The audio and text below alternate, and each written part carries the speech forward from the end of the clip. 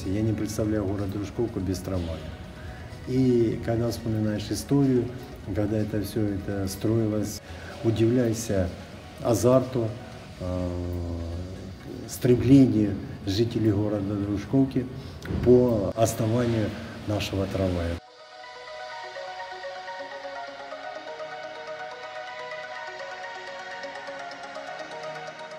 История нашего трамвайного управления с 1945 года. Получил площадку, трамвайную площадку с города Юзовка. Юзовка был, как говорится, это Донецк, настоящий Донецк.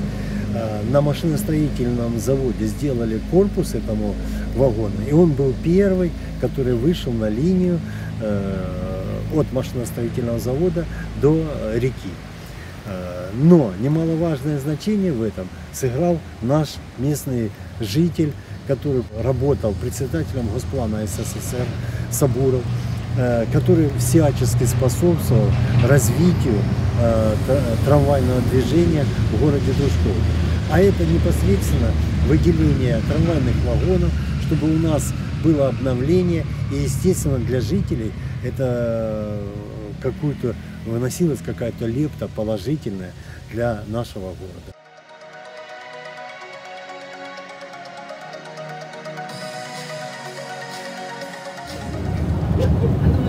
Частенько езжу. Удобно. Особенно пенсионерам бесплатно, хорошо. Первая линия, протяженность была очень маленькая, от проходных машзавода и до речки. Со временем это все развивалось, и, естественно, город приобретал вид уже с трамваем. Люди работали в неурочное время, изъявляли желание, и это все делалось на благо города.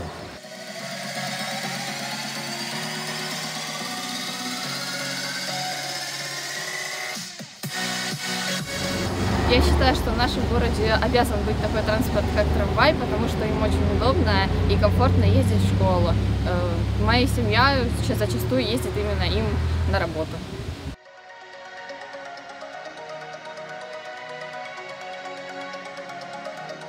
Один из видов оставшихся раритетных вагонов – это снегоуборочная техника ГС-4, наш снеговик, без которого мы, естественно, работать в зимних условиях не можем. В городе прошло несколько поколений трамвайных вагонов. На сегодняшний день остались у нас КТМ-5, это вагоны, которые последние мы получали в 1986 году, и в наличии их 9 штук.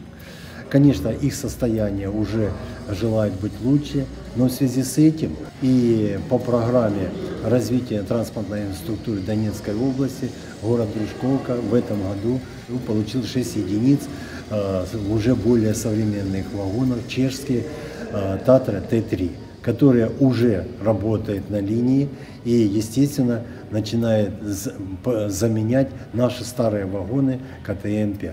Сегодня переполняет гордость, что у нас в Донецкой области осталось всего-навсего 2 города, которые имеют трамвай. Это город Мариуполь и город Дружковка. И я думаю, что эти экологически чистый транспорт, нужно его сохранять и развивать на будущее.